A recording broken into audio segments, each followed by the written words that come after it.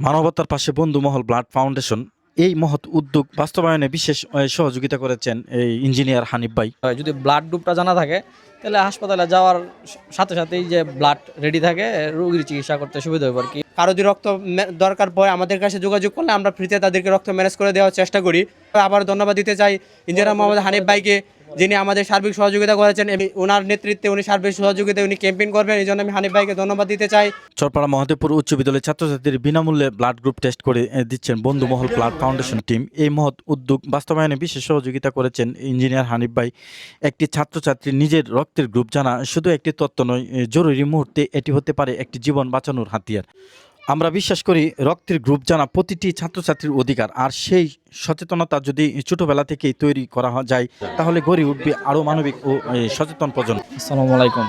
এই উদ্যোগটা নেওয়ার প্রধান কারণ হচ্ছে যে আমাদের জীবনের যাত্রা চলার ক্ষেত্রে বিভিন্ন সময় বিভিন্ন ধরনের দুর্ঘটনার শিকার হইতে হয়।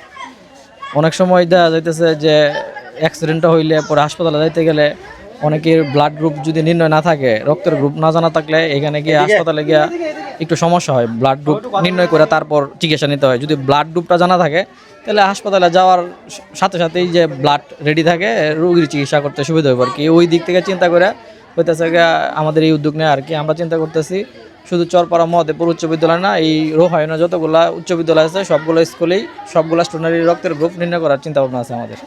বিনামূল্যে ব্লাড গ্রুপ টেস্ট, শিক্ষার্থীদের সচেতনতার বৃদ্ধি, মানবতার সেবায় স্বেচ্ছাসেবী উদ্যোগ। ইঞ্জিনিয়ার হানিফ ভাইয়ের সহযোগিতায় এবং বন্ধুমহল ব্লাড ফাউন্ডেশন টিমের এই উদ্যোগ সত্যি প্রশংসনীয়।